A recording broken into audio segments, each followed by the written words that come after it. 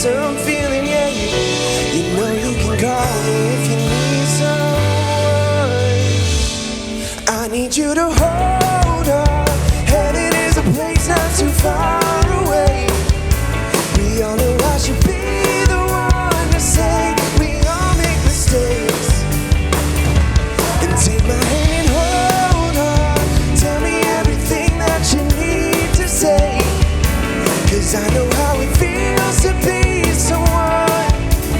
Feels to be someone who loses their way, looking for answers in the place unknown.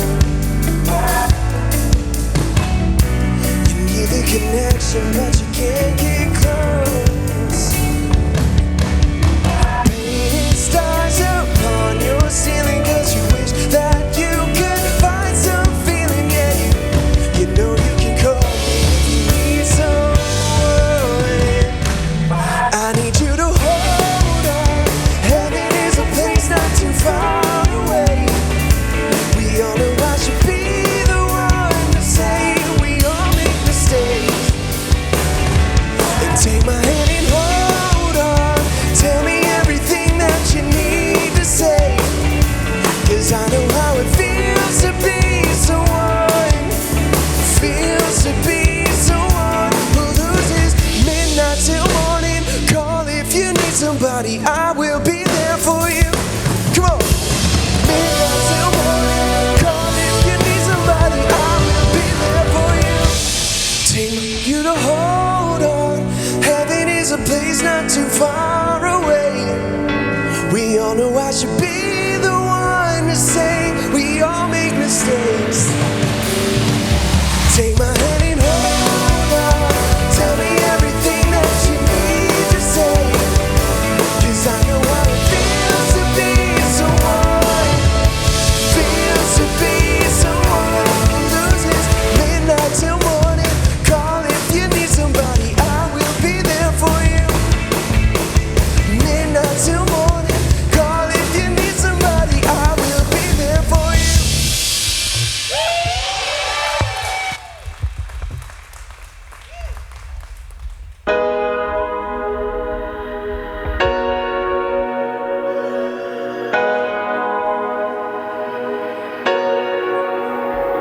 I close my eyes to see my King in majesty. Your grace compels my soul to love and draw in close. I lift my hands and sing. Surrender everything. And you, I know I've found. My God, to you I vow. Now until forever, Jesus, I surrender. Show me what I don't know, more of you. I'm desperate for your presence, longing to be with you. Lead me to a new rest, more of you.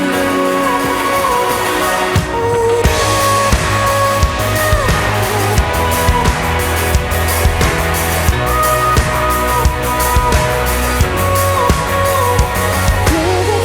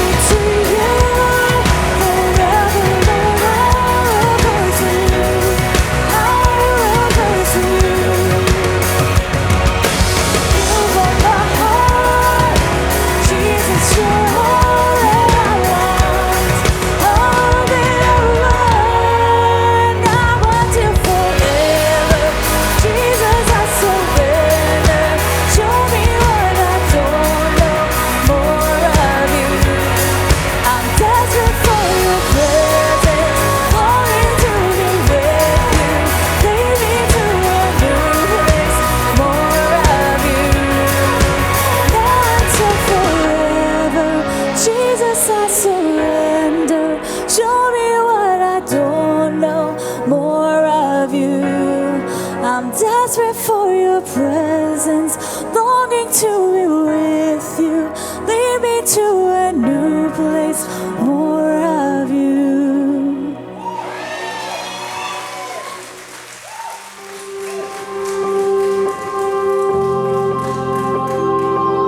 Morning Sun Coast.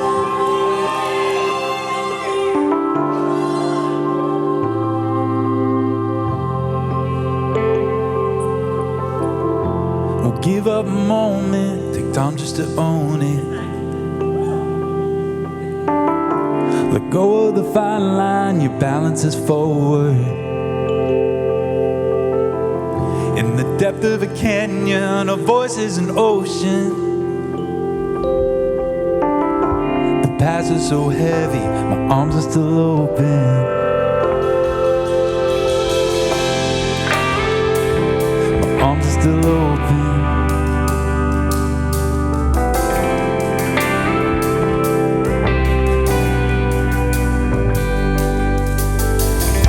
If I'm gonna hold on to something so tightly, I want it to be you. Just open up your arms and hold. Just open up your arms and open up your arms and hold.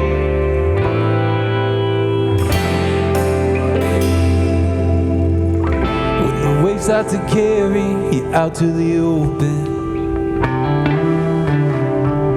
let my love be the lifeline as I pull you open. Let my love be contagious and shine in the darkness. Will you be the voice and I'll be your dry land? Yeah. If I'm gonna hold on to something so tightly, I want it to be you. Just open up your arms and hold. Just open up your arms and hold. Just open up your arms and hold. Just open up your arms and just open up your arms and open up your arms and hold. Just open up your arms and hold. Open up your arms and hold.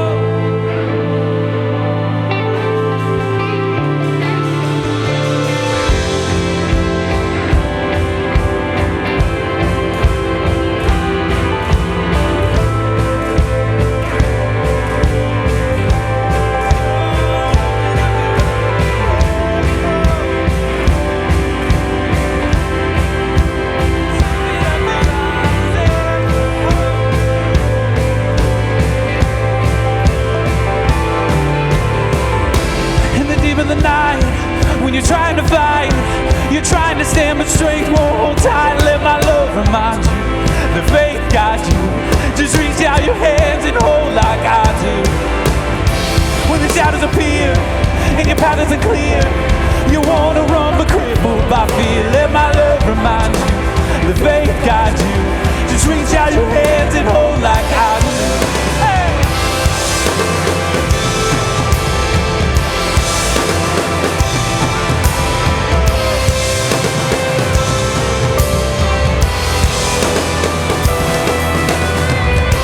If I'm gonna hold on to something so tightly, I want it to be you. Just open up your arms and hold.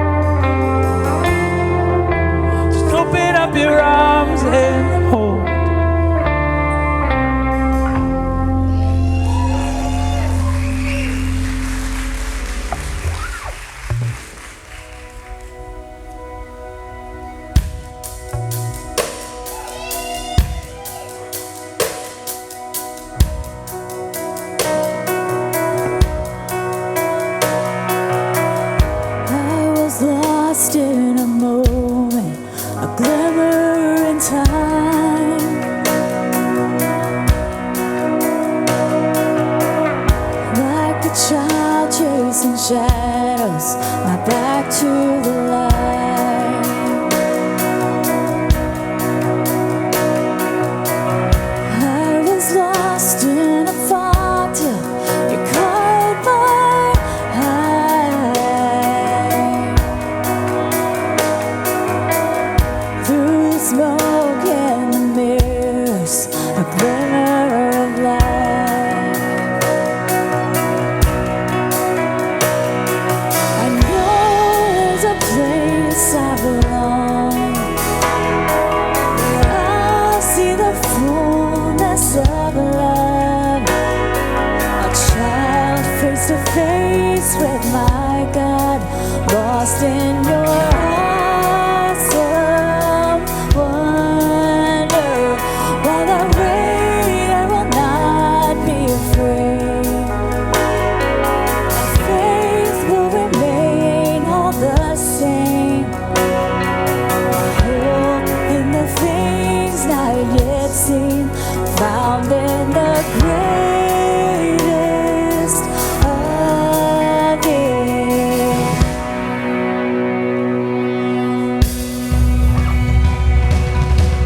I found love in the moment, exploding in light.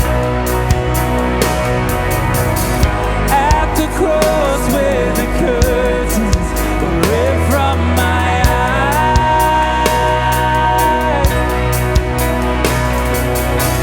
I found heaven in pieces, the glimmer and earth.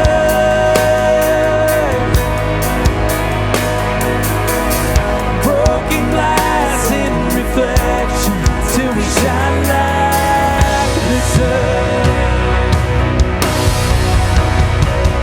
I know there's a place I belong, where I'll see the fullness of love. Child face to face with my God, lost in your awesome wonder. While I wait, I will not be afraid. Faith will remain all the same. Hope in the things not yet seen, found in the greatest of these. I know that you love me. I know that you love me. Your love never fails. Your love never fails. Said and done, all that matters is I love. know So that you let love me. go. I know that you Not love just in me. part, but in all that you are. Love Let never your love take Love never When all said and done, all that matters is love. So let love take over. Not just in part, but in all that you are. Let your love take over.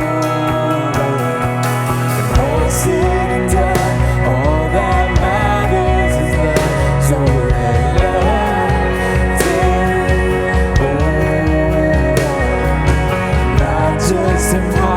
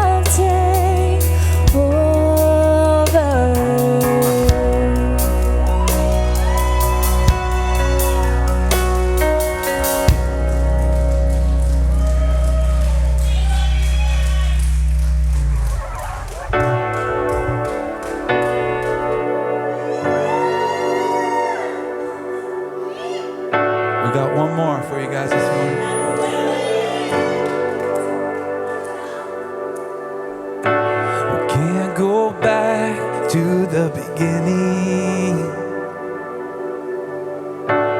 Can't control what tomorrow will bring, but I know here in the middle is the place where you promised to be.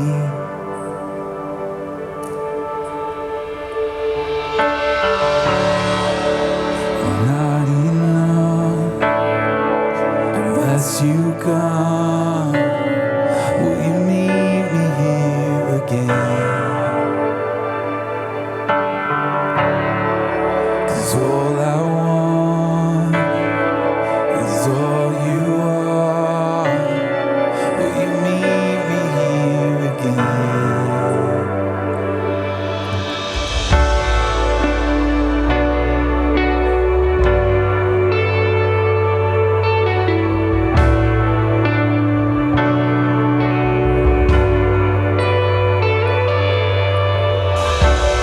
As I walk down through the valley, let your love rise above every fear. Like the sun shaping the shadows, in my weakness your glory appears.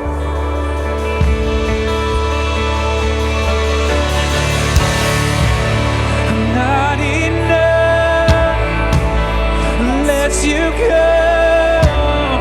Will you meet me here again?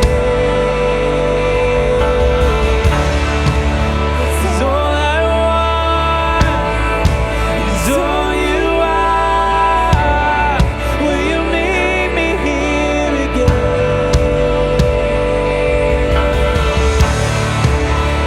Not enough unless you come.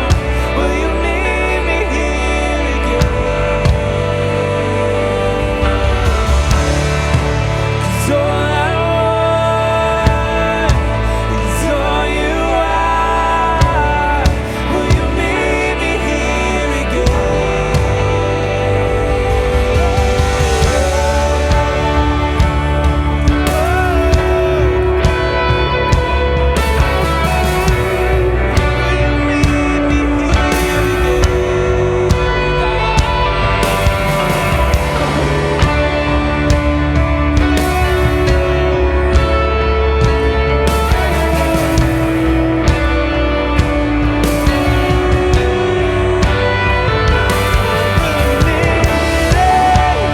Was I forsaken? The Lord is in this place. The Lord is in this place. Well, come, Holy Spirit, dry bones awaken. The Lord is in this place. The Lord is in this place. Not for a minute was I forsaken. The Lord is in this place. The Lord is in this place. Come, Holy Spirit, dry bones awaken. The Lord is in this place. The Lord is in this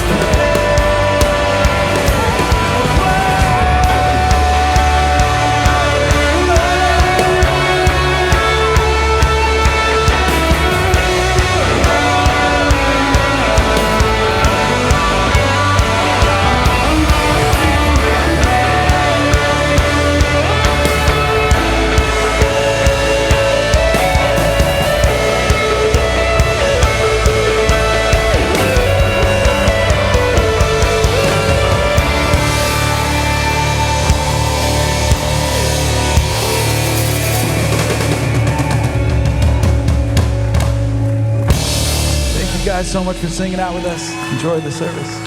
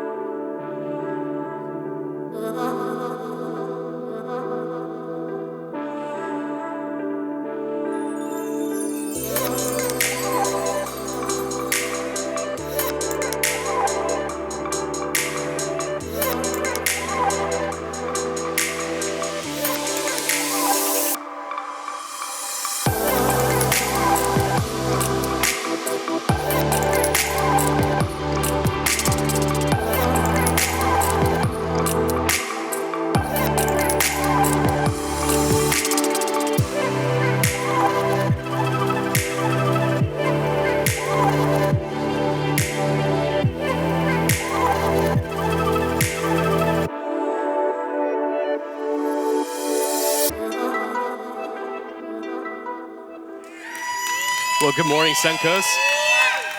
It's good to be here with you guys this morning.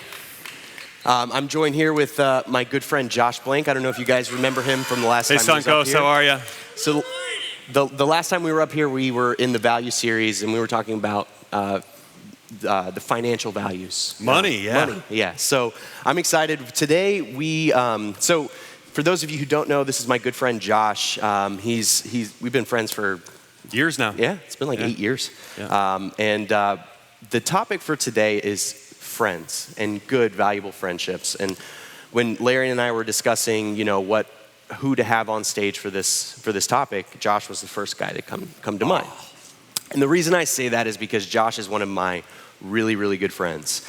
I always joke and say, if you're having a bad day, call Josh Blank. He'll make you feel like $1 million. Because he has this energy about him. He has this ability to, when you talk to him on the phone, I don't know, you just bring something out. You bring a lot of joy. You inject. Good to hear. Yeah, you inject. I feel the same way. Well, that's good. That's good. And I'm learning from you. So we're going to be talking about healthy friendships and relationships and the difference between those and toxic friendships and relationships and what we can do about those types of things. It's part of this practical prescription series that we're in. And it's been so far so good, right? I mean, these prescriptions have been really, really good.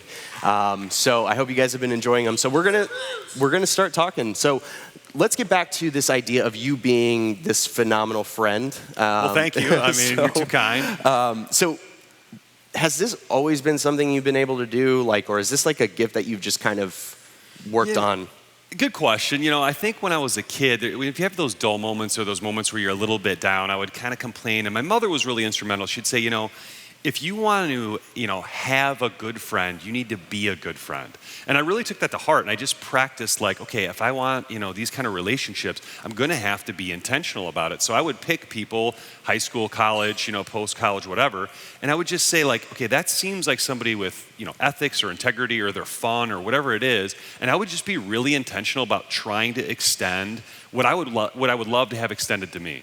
So yeah, I was intentional about it, but I really believed in that kind of the whole sowing and reaping within a friendship, right? Okay.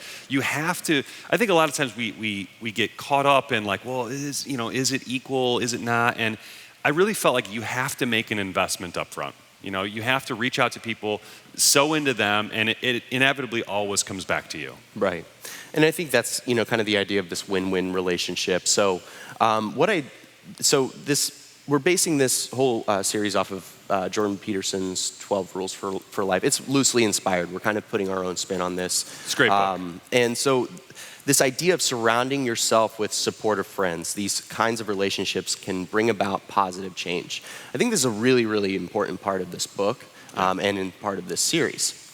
So first step would be to identify what does a toxic relationship look like? Yeah. So let me ask you that. What are some characteristics of a toxic friendship or relationship?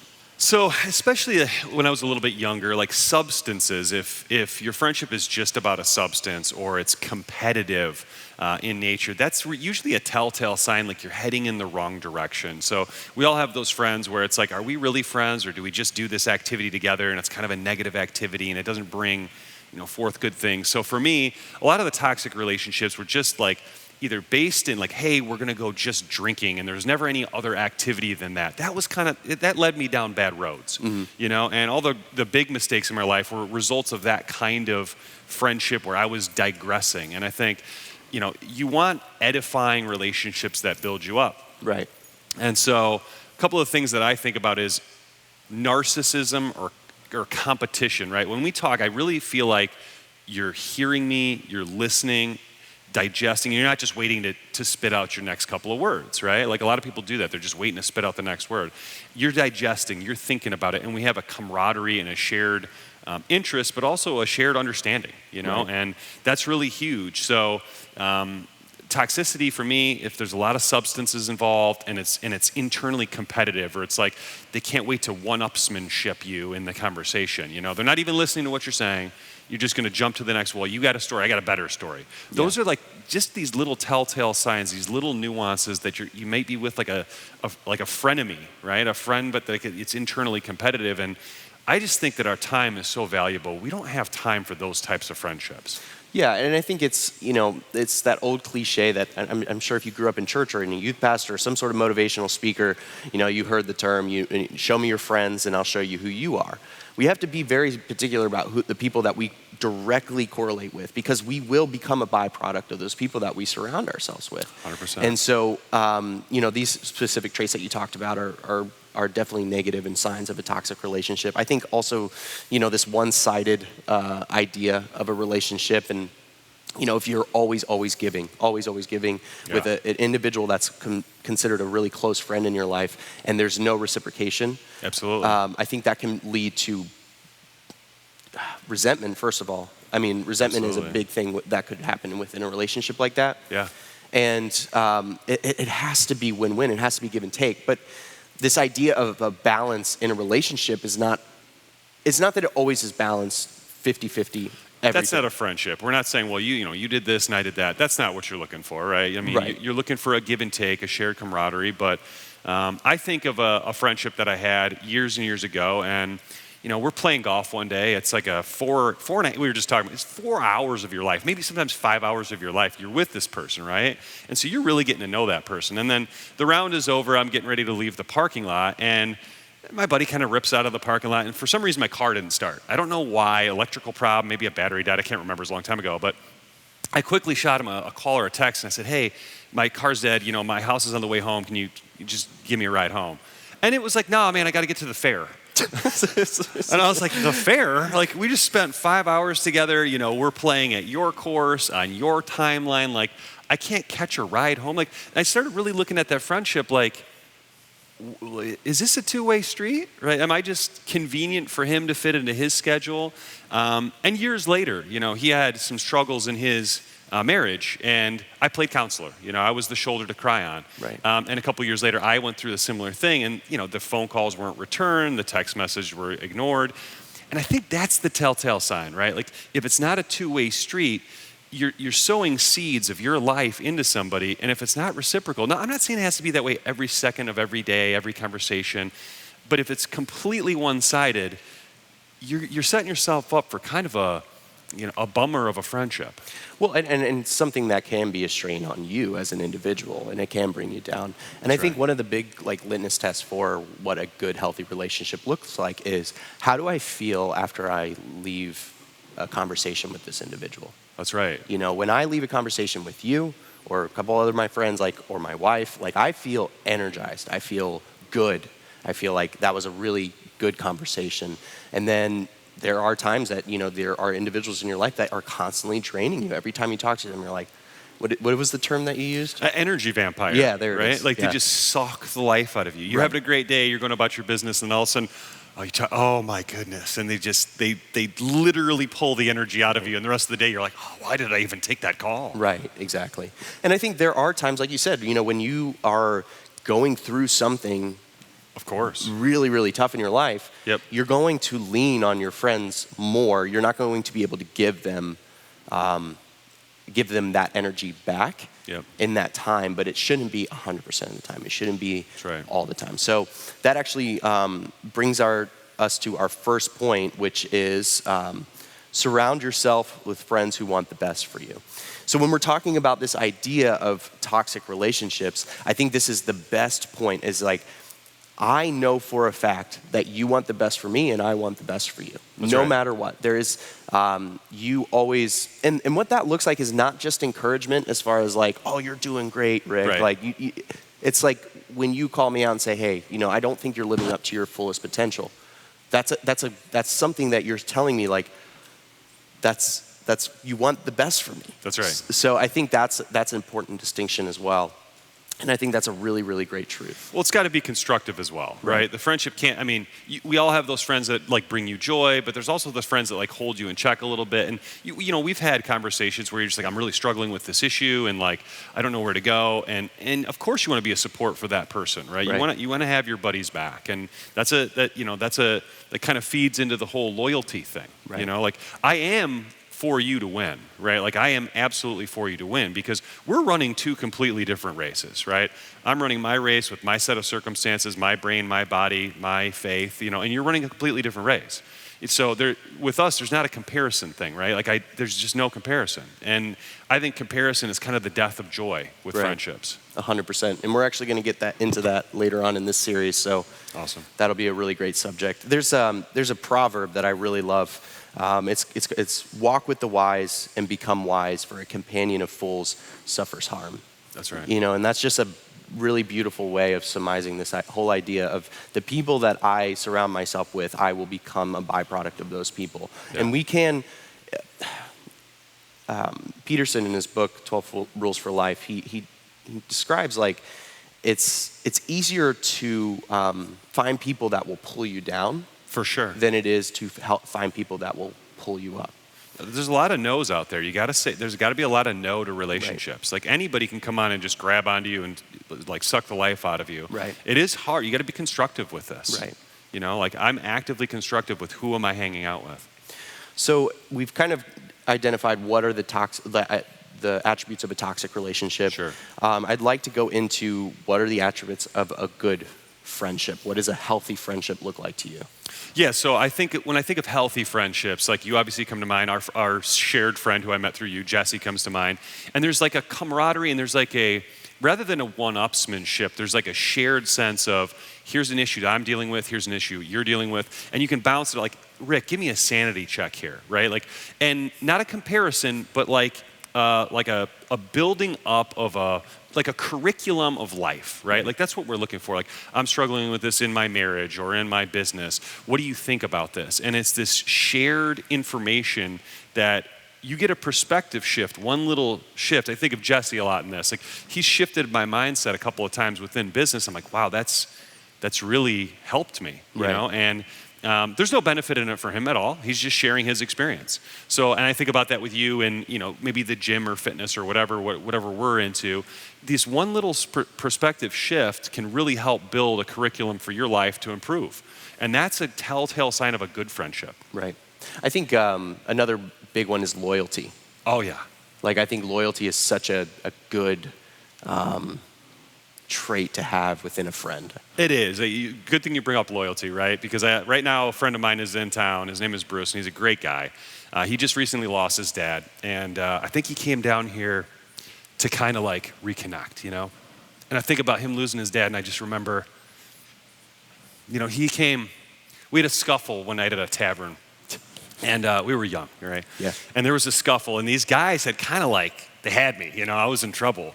And I just remember looking out of the corner of my eye, and this guy, it's like Eminem was really popular at the time. So he's got this baggy velour jumpsuit on, and he's kind of like dressed like a clown. And he comes sprinting up from the basement of this tavern, and he dives headlong in. And I just think about this guy for the rest of my life. I think about loyalty. He was taking shots to the face and pulling people off of me. And to this day, it gives me goosebumps because it doesn't matter what it is. His father passing, him pulling people off of me in a tavern, whatever it is. This guy, he epitomizes loyalty. Right. I mean, he would do anything for me. And to this day, we've been friends forever. And to this day, when I think of a good friend, I think of him. And it boils down to that loyalty. Yeah. I think that's a really good one. And that's a good story. I'd like to think I would jump head first. If you were getting attacked, I'd like to think I would jump head first. They wouldn't. If they saw you, they wouldn't attack me. No, I don't think that's the case. You got He-Man with them. They're not mess with me. But I think I would. I'm sure you would, yeah. But so I think another attribute is somebody that challenges you. Sure. I think that's a really good, like this idea of, someone that wants the best for you. They're going to challenge you to be better, and not in that unhealthy competition way, right. But in this like call you out when you need to be called out, like call you out and saying, hey, you're not living up to your full potential. Right. And another thing too that I really notice is actually talking to Laura, my wife, who is a therapist. I was like, what are some of the attributes of a good friend? Because I like to throw these ideas out to her and see what she has to say. And she's like, there are definitely friends that she has in her life that push her and do all of that. But then she's like, I have other friends in my life that don't necessarily push me, but they bring me a lot of joy. Yeah. And I think that's like a really, really good attribute, and maybe the most important attribute is like, does this relationship bring you joy in life? Yep. And those relationships are really, really worth keeping. It's Absolutely. like, oh, I'm not going to have any relationships unless they're like making me a better human. But it's like, no. This person, just by bringing you a lot of joy, Yeah. makes you a better person, because then you want to live that joy out as well. You want to do that for other people as well. That's right. I think about my friend Ben, who's moving down here. And, all the stuff, the shenanigans that we got in over the years. He is the guy that every time you're around, it's that joy thing, right? Like he's bringing a smile to my face every time we talk. And he's just the same thing like you talk about, the energy that he brings. And that's a friendship that I cherish. And those are relationships that they're pouring back into you. Right? Like we all want to be challenged and we all want to grow and we all want to help, but there's also that friend that you just, okay, I want to celebrate a win. I'm going to call this guy up. Let's go hang out. And it's that like a zest for life, right? It's like they bring you this energy and like a reminder that yes, life has trials, but we got to remember the fun stuff too. Right. And those are those people in our lives. And you got to grab onto those people because they're super important. Right. And I think another way you can not only just identify healthy relationships in your life, but also be a better friend as well, is intentionality with communication and relationships. Absolutely. So what I mean by that is good relationships, meaningful relationships, whether it be your spouse or your good friends, they don't just happen. There has to be an intentionality behind it. You have to actively pursue that person. You have to actively, be in communication, whether it be like, hey, Josh, you want to go grab some coffee this week? Catch up. Giving you a call, and really listening, actively listening. It's not about just like, hey, I'm going to call you. Right. Dump all my stuff. And then not even ask you how you're doing. Exactly. It's more of like an actual true conversation. I want to hear what's going on with you. Yep. So I think that's really important. And the person that I think does that the best is actually my wife. I'm going to brag on her a little bit more. Yeah. But smart man. Almost 10 years together. Wow. So Congrats. Thank you. But she, as far as when it comes to a friend, I've never seen a better friend than my wife. She is a really, really good friend. Good person to marry, by the way, too. Exactly. Right? Yeah. And so she just had a birthday, and we were looking through old pictures from high school. And she had this picture of her and a group of girls, and they were, they all went to high school together. And I think this was like their graduation picture or something like that. And almost every single person in that photo, Laura is still friends with to this That's day. amazing. And I'm like, I don't know any, I have no friends from high schoit's but that's like that shows you. You upgraded. Well, that's true. Joking. But it shows you that like that's how intentional she is with the people that are in her life. Yeah. If she considers you a good friend, she will chase you down. She will be in your life for as long as you are willing to have her. And she does reach this point to where it's like, okay, if you're not willing to stay in communication with me or you don't want to be my friend, then she lets that go. She doesn't become, but she's so intentional about it. Yep. And it's really inspirational to me. And that's where I've kind of learned my intentionality with friends is just from watching her. Sure. So I think I don't know, I can't, can you think of anything else as far as like the attributes of a good friend? I think that's key, right? Like the dedication. I have a friend named Jarrett, and he lives on the other coast. And I'm like a single dad basically with 2 little kids. And Jarrett will drive across the state 3.5 hours on like a Friday night. He's like, hey, I'm just going to crash with you guys. We'll play in the pool with the kids and go out to dinner. And I'm like, who's this guy willing to drive across the state, spend hours and hours and hours with me and my children, just go get something to eat and play in a pool? And I'm like, what? How do I deserve friends like that? Like, it's just amazing, right? Yeah. Like, that's dedication. And there's no agenda. There's no like huge upside for him. He just wants to hang out. I mean, that's impressive, right? That's dedication, and you need that in these friendships. Well, I think another great example of dedication within a friendship is actually when we look at the Gospels and we see Jesus' story with the 12 disciples. When I was talking with Larry about this whole idea, he was saying, obviously Jesus went and picked these disciples. He picked these men for a specific reason. And it is interesting that he didn't pick like the scholars, the teachers, the Pharisees, yeah. Like he was very intentional about, he probably picked the guys that we're saying like don't be friends with because they were toxic individuals. Some of them were toxic individuals to begin with. But Jesus was the one that kind of like pulled them up. Yep. And you can kind of see that through their story is like, you know, he picked these fishermen and talk about dedication. Like they dropped everything. Yeah. They like, oh, I've got this whole life, but I'm going to leave that all behind to follow you. Yeah. And I think that's really inspirational. Like, there's that loyalty, that dedication. And through Jesus, you guys remember the song, What a Friend We Have in Jesus? Larry actually was like, oh, you should do that song. And I'm like, okay, I'm okay. I've sang that song quite a bit in my life. I'm good. Oh, it's too funny. But it's a great message. You know, it's like, what a friend we have in Jesus. And when we look at the story with the disciples, like, what an amazing friend that these guys had in Jesus, because he completely transformed their life. Absolutely, yeah. And I know that you love kind of the relationship dynamic with Peter. I do, right? So like, what's the quintessential like toxic relationship? Judas, right? So meets you with a kiss, this big production, and he's stabbing you in the back, you know, selling you out. That's toxicity, right? Right. And I think the closest thing to loyalty that I see, you know, when I was a kid, they'd said like Peter was Jesus Christ's best friend, right? And they had these stories, and I really like, you know, it's hard to identify for me with Christ because Christ is perfect, right? Christ is a fully man but fully God. He's sinless. It's really hard for me to aspire to be like that because it's impossible, right?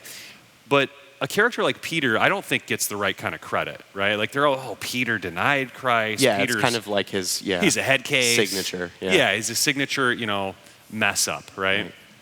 But I think he's gotten a bum rap, right? Like, I see Peter and I see like, okay, they're coming to confiscate Christ, and he's lopping, you know, centurion's ears off. He's your buddy in the velvet suit jumping on the guys, yeah. And I like that, you know? Yeah. So if I had to identify with somebody, at least you know their intentions there, right? Mm-hmm. Like, at least he's righteously indignant on the behalf of Christ. He does not want this to go down, right? He's going, you know, he's falling into the water, trying to walk on water and failing, you know? He is lopping centurion's ears off. He is, although he denies Christ, of course, right? That's that epic failure. He goes on to spread the gospel, to improve the local area with the message of Christ, and ultimately he's executed upside down, right? So while there's this failure, there's also this overarching theme with Peter in one, effort, but two, forgiveness. Yeah. Right? Like he fails Christ, but the story ends magically with him going on and fulfilling his mission. You know, the church was built on him after Christ's ascension, right? So to see that happen and to know that you can be a failure in life, you can be full of all sorts of mistakes and sin and mess ups, and then go on to fulfill your duty despite that, I think that's a hallmark of a great friendship is forgiveness. Yeah. It's a huge piece, right? 100%. And I think, I mean, Christ showed us, you know, these other, like a lot of other attributes for a good friend. You know, this humility. Yes. You know, he wasn't afraid to call out the disciples when they were messing up. Yeah, he calls Peter Satan at one point. Exactly. Right? Yeah. I mean, I love the narrative of Peter, like you said. I mean, and a lot of these disciples, they have these transformation like narratives. Yeah. I mean, didn't end up good for most of them as far as like they were pretty much all martyrs. Amazing friends, though, to Christ, right? Exactly. Like this dedication to Christ and his story and this idea was what inspired them to literally risk their life and change the world. And I think that is like a perfect example of, you know, this person, this individual pulling these guys out of whatever they were into, you know, that wasn't fulfilling or making them better. He pulled them up and showed them a better way. Mm-hmm. And I think on a very, very small scale, we can be that to other people. Absolutely. You know, we can be that person that helps build our friends up and brings them out of whatever scenario. And that's at least what we aspire to be. And I think that brings us perfectly to point 2. Be the type of friend who wants the best for the people around you. You know, that's the identification of what a good friend is, but that's who we should be. So when we talk about these characteristics of a good friend, let's do that. Let's be intentional with communication and actually listening, you know. And you had what's your quadrant? Yeah, so I don't know why, but I think a lot of times in quadrants, right? And I've heard this said before, and I think with regard to friendships, there's a camp, and it's basically 4 different camps, right? And there's a camp where there are people who are not for you, and no matter what you do, they'll never be for you, right? And that's the quadrant you never want to spend any time with. Then there are those people that are not really for you, but you could like win them over, right? You could like do certain things, and maybe you impress them or show that you care, and you could win them to your camp, right? That's okay, right? But then there are those people that they're in your camp. Now you could mess it up, right? You could do something wrong, you could make a mistake, and they could fall out. But there are also those people in life that they're in, and I think of Larry, I think of you, I think of some people like this. They're in your camp and you can't shake them. My mother, for example. Right. Doesn't matter what I do. She's in my camp, you can't shake it. Right. So I think we need those people in our lives, and we need to be those people to other people. Right. So I would encourage you to live in the last 2 of the quadrants as much as you possibly can with your friendships, and to try to live in those quadrants for other people as well. 100%. I think, I know I asked this question when we were in our planning meetings. I've asked multiple people. I asked Laura, like, okay, now I've identified the toxic people in my relationship. Right. Or in my life. What do I do about it? I mean, this is not the clinical prescription, but I'd say ghost them. You'd be surprised. Proximity is like a very important thing, right? Like if you think back to your friends, like you're friends with them because of high school or college, or they live in your dorm or whatever, you work with them, whatever it is, like, or you go to church with them. You can create distance just with geography, you know, getting away from people that are bringing you down or not bringing, edifying things into your life. It's like you said, I have certain friends where it's like, yeah, if they call me and their car was dead, I'd go pick them up. But like, if they invite me to certain parties, I'm not going, So you can still be a friend within limits, but like you said, boundaries. Yeah, well, I'm going to give you guys the clinical prescription outside of ghosting. I counseled my wife, Laura, who is a professional therapist, and this is what she had to say. She said she used the term boundaries. We've heard this idea of guardrails. Because as Christians, we are called to not forsake people and not leave people stranded. But we can identify their place in our life. Right. And this individual may not be in my close circle. It's not the person I'm going to go out and to dinner with or be actively or intentional about growing their relationship, but I will be there in their time of need. That's what we're called to do. We're called to be there for people in their time of need. But there's a difference. There's that boundary of okay, this is your place in my life, and I'm going to set you there because at the end of the day, it's not good for you and it's not good for me. This relationship is not healthy for both of us. And I think that's a big distinction. Actually, Jordan Peterson has this great line in his book. If you have a friend whose friendship you wouldn't recommend to your sister, father, or son, why would you have such a friend yourself? And I think that's a great litmus test. If you have a relationship that you wouldn't wish upon anybody else, why would you have that friendship yourself? And so identifying that person's place in your life, again, I can't repeat this enough. I will help you. I will come to your aid when you need help if you have nobody else. But I am not going to allow you to drain me and suck me of life, and it's just not good for both of us. That's right. And another way to say ghosting could be to stop fostering that relationship. That if you're not intentional about staying in communication, 9 times out of 10 that relationship will just kind of fall off. It's a nice way of ghosting. It's a nice way of saying I'm going to ghost you.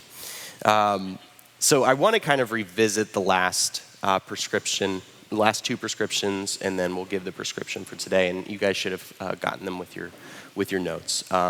So the first week, because the reason I want to do this is because these build off of each other. So the first week, it was stand with your shoulders back, head high, and smile. It's this idea of telling your body, I'm going to be a confident individual. I'm going to look happy and present. And this is a way of telling your body to do that. And then in week 2, say out loud, I am worth taking care of today.